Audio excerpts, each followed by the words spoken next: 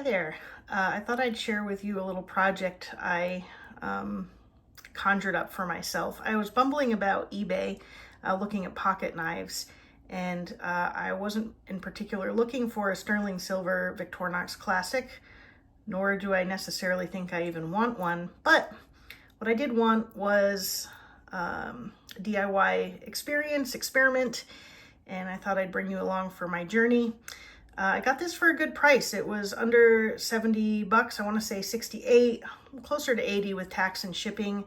Part of why, even as sterling silver, that was relatively affordable is because of these engravings. But I thought it's probably not that hard to remove engraving.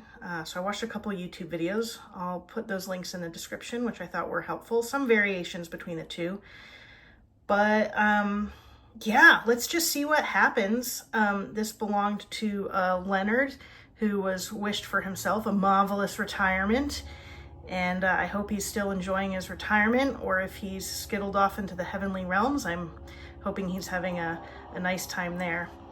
Oh man, apologies for the background noise. There's an arborist across the street that just keeps going on and off, and I think it's gonna take all day. So let's see if I can get this to focus a little closer for you. There we go. It's best to try to avoid etchings. I did take some notes for myself. This will not work, if it's been silver plated. It's best to use a flat block. If it's sort of scooped or soft, you might end up buffing in a divot. You want to keep the filing parallel to the surface versus at any untoward angles. You want to work the entire surface, again, to sort of keep it consistent. A cross hatch pattern back and forth is important.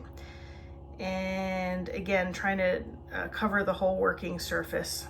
Otherwise, the surface will become irregular. There was a little bit of variation between the two videos I watched, but what I have, I'm going to start at a 400 grit, then go to 600, then 800, and then finish with a cotton buffing wheel. I believe both videos encouraged one not to hurry, because if you move too fast along and you don't remove 400 grit mark divots or scrapes, whatever you call it, and you try to move on, you're just gonna have to go back, because as you get finer, of course, it's harder and harder to tackle those out of there. For my buffing, I bought this on Amazon, this batch of sort of like nail files, but for, I don't know, maybe projects like this. I'm not really sure what the intended use was. I think jewelry. And so I've got a 400, a 600, and an 800. And then over here, I've got my cotton wheel Dremel at the end. And so, yeah, let's get started.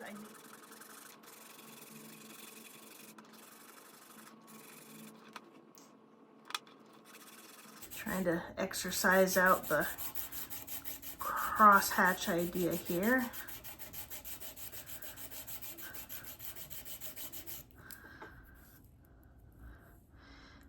I guess this was a fairly shallow engraving, which is good because it's buffing out pretty quickly. But we really want to get all of the LVC initials out of there before we move to the next grit level, the 600. A little bit of the C down here. I'm gonna try to round this edge just a little bit, because while it's flat on top, it's probably a good idea to hit these edges at least a pinch. Move these out of the way. You see a tiny bit of the C left. Mostly it's gone. But per the instructions, I am not going to hurry it. I want to make sure it's fully gone. It's sort of like when you do a drug urine test or something and you're looking for that second line and it seems sort of equivocal. Like, do you see it or don't you? I think I see it just a little bit. And a little bit of a line is still positive on those screenings. A little bit of a line is still positive here. Okay, I think that's pretty good. I'll do that a little bit in a sec. And we still have to do this side. Ideally, you'd cover up the things you don't want to buff, but I have such a small tool here, I'm going to hope to just avoid these silver quality markings or whatever those are called. I'm not using a heavy pressure here, but I wouldn't say I'm using a gentle pressure either, just sort of medium. Luckily, right next to these silver markings, it's quite a shallow engraving. Maybe Leonard carried this around for quite a while. There's still, I don't know if you can see it. Yeah, there it is. There's still a little bit of the word have there. Trying to keep parallel with the surface. When I'm doing this, it's because it looks like it's at an angle, but I'm just trying to hit this edge. So it's effectively parallel to that particular edge.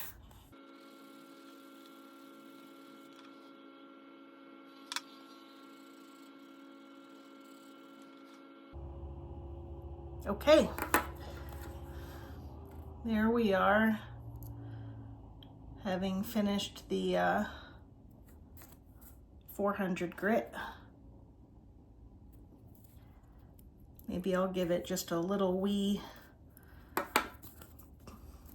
Actually, I don't think we need to. We're going to skip that and go straight to 600 up there as well. So let's try to progress on the smoothing this out.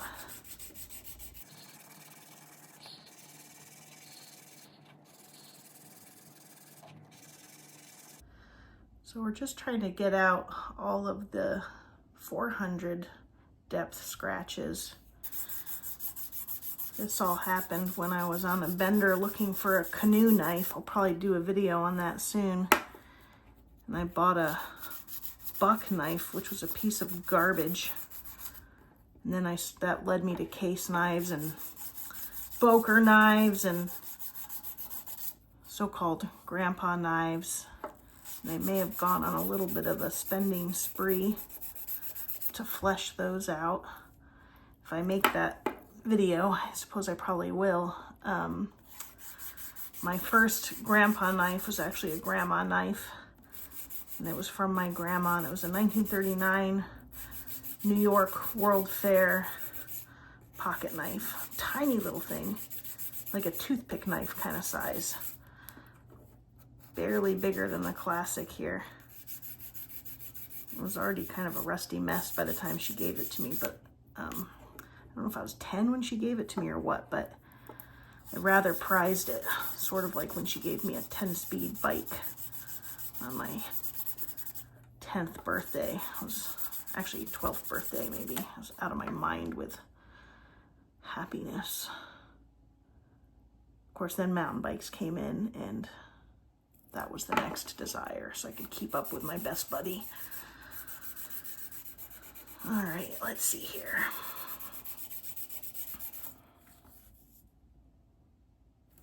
Get this angle right here under the shield a little better.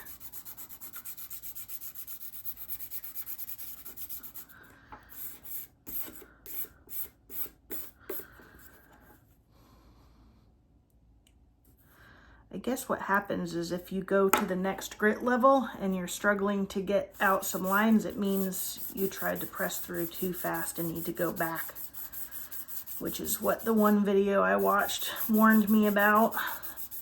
Or maybe it was both, but that's where I want to try to be careful to not hurry this along and necessarily make progress appear faster than it actually is.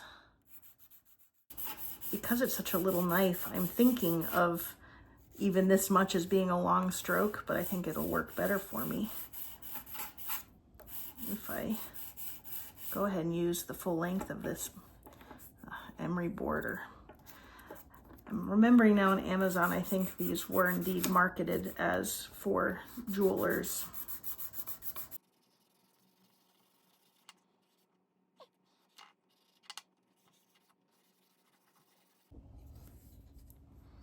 All right, let's give a go with the 800, and I guess in doing so, we'll see how it progresses and whether or not I've moved on too fast.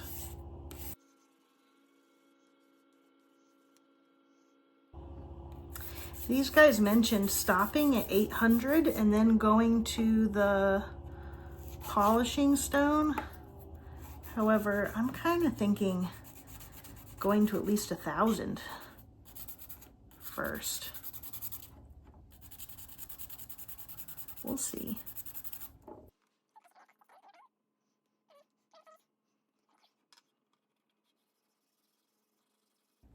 No matter how this turns out, I'm going to be happy with it.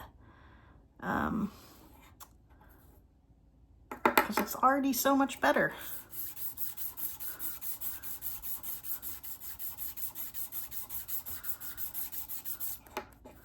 Maybe I will like to carry a snazzy knife around.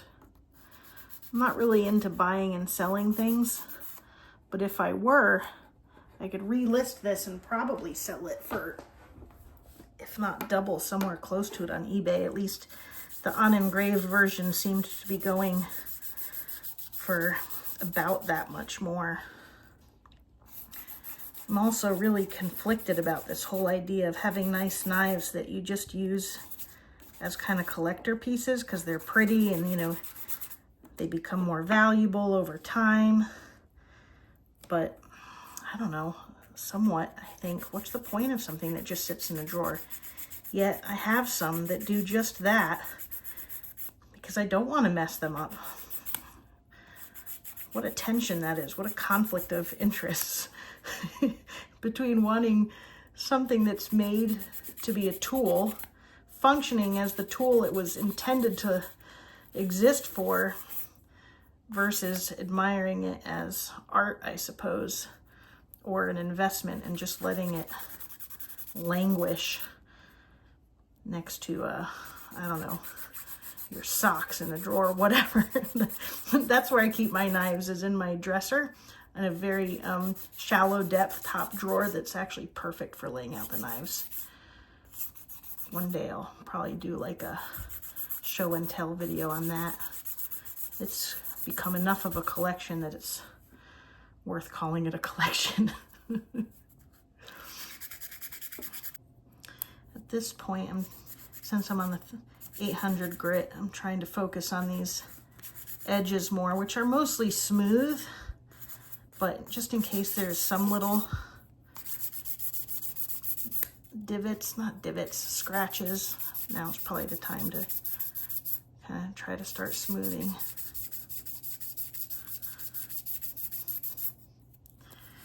So it's definitely making progress. Let me tap the phone here. But it's hard to imagine the cotton buff wheel taking all that out. So I think once I'm satisfied at the 800 grit, I should go yet a bit further and do the 1,000 grit.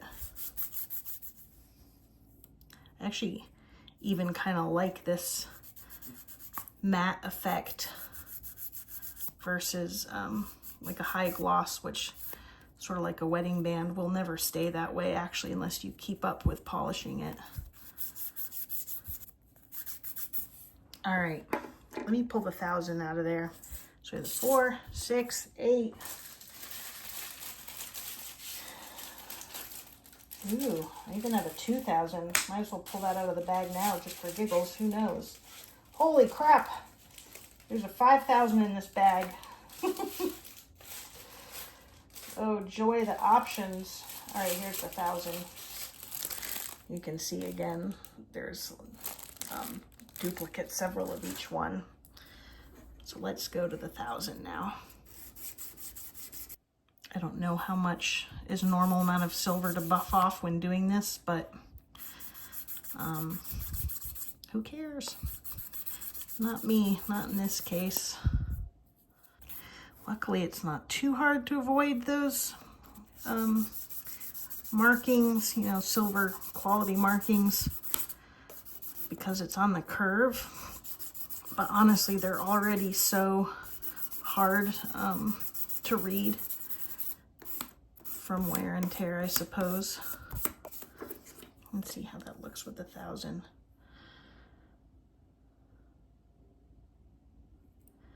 It's getting there.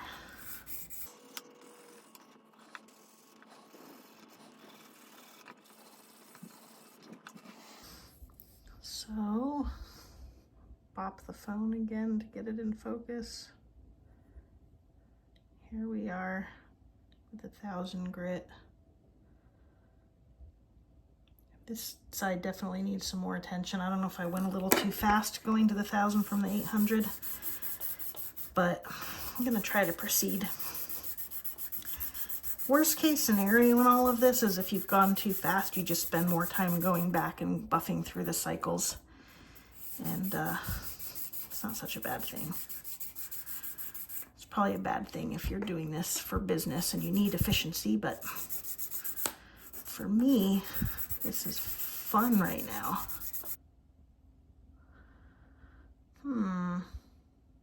What to do, what to do. I think it still needs more time on this 1000.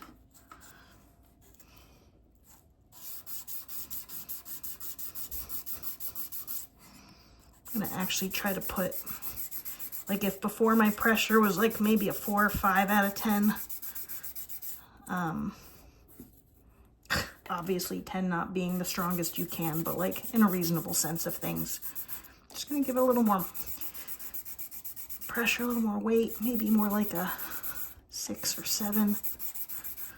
Because in a way, I think maybe I've been being a little too shy about it. I'm always a haste makes waste kind of person though. Like if I have 8 grocery bags, I'm gonna try to carry them all at once. And that's not always a great idea. So I can sometimes do the same in DIY projects. I'm trying to force myself to slow down, but I think in this case, I'm doing myself a disservice for once and going too slow. The other time too slow can be a disservice is motorcycling, in particular off-road. Slowmentum versus momentum. I was walking around a lake with a friend and a little girl we were babysitting, and I was trying to describe momentum to her. And I said, basically momentum is where if you start going fast, it's easier to keep going fast. And I don't know, half an hour passed as we were going around the bike, and she was on her little bike with the training wheels, and there's a tiny grade, you know, hill, and she couldn't push. It was a single speed bike, fixed gear, and she couldn't push the pedals forward, and she sort of stalled out, and she goes, "Stupid slow momentum," which that had to be like almost 15 years ago, and I use slowmentum to this day. I think what a brilliant mind that she worked that out. And also what a brilliant word. So some projects require slowmentum, but I think this one is probably somewhere in between. I'm fairly happy with that. More pressure. It's definitely giving me more progress. You can see some of the silver schmutz there, but again, no worries for me. All right, here is 2000, going to the 2000, going way above my cheat sheet per those videos, but I think it's a great idea. They did warn that you have to be careful of like what's the thickness of the silver that you're polishing to make sure that according to how deep the engraving is and the thickness of the silver that you've got enough room to work with. But I'm assuming with these scales I'm nowhere close to, and with the shallowness of those engravings, I'm nowhere close to worrying about the depth.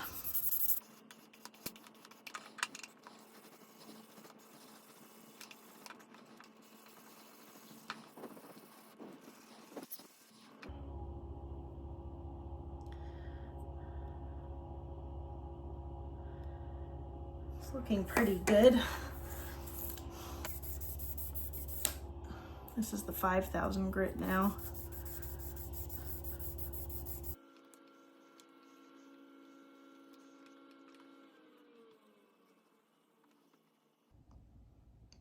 I actually think this looks great, but we'll see if we can get it a little closer to a polish just for the sake of this little experiment. When I went to school to become a nurse, all I really knew is that I didn't want a job sitting in a cubicle and I wanted to work with my hands and I wanted to work with people. But I think that I really would have liked to have been a tradesperson otherwise. You don't get people in quite the same way, and for me, a career of service is important for me. Not that being a plumber or whatever isn't a service, it's totally a service. I guess I just mean more like so-called human services. So I ended up with nursing, but I think I would have just really loved to spend my days doing various creative projects or building things. Like a mechanic. Electrician stuff scares me. Electricity scares me. I think plumbing is cool, but I don't think my back is too into that idea. I don't think most backs are into being a nurse for too long either, at least if it's bedside care. All right, let's see. Let's see, can you see that? I think it's looking kind of awesome. Let's get a little more with this one and then do the Dremel. I think now's the time where I really want to try to just touch up these edges a little bit. They're really quite smooth. I also don't need this to look new, so I don't need to be too particular. If I weren't making a video and this was just for my sake, I'd probably stop now, but I just want to show you guys within a reasonable amount of time how close to new-ish we can get. All right.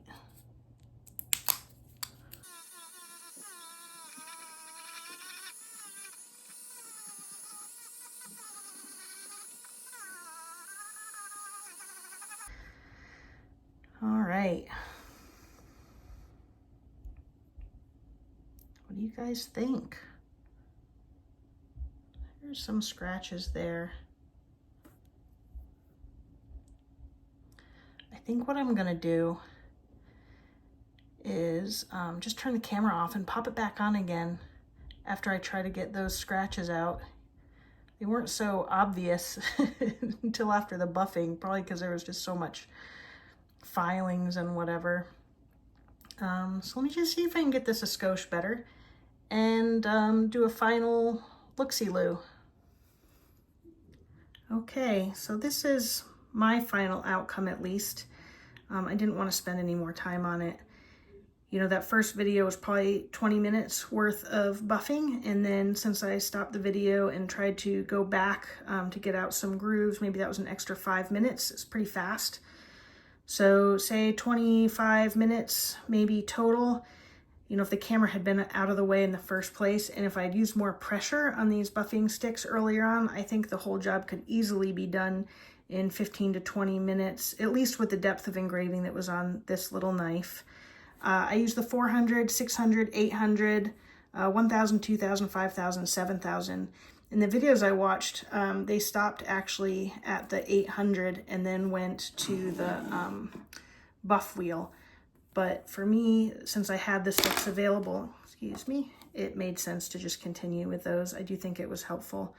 So not mirror polish, but you know, this is super up close, sort of in real life. If you look at it, you're gonna be like, hey, that looks really, really fine. You know, in real life, you're gonna be looking at it. Let me pull this up a little bit at a distance like this, and you'll be like, that's a darn fine knife. And moreover, in your pocket, it's gonna get banged up anyway. So that was a fun little project for me. Thanks for coming along. Good luck if you wanna give it a go. It's not too intimidating. All right, toodles.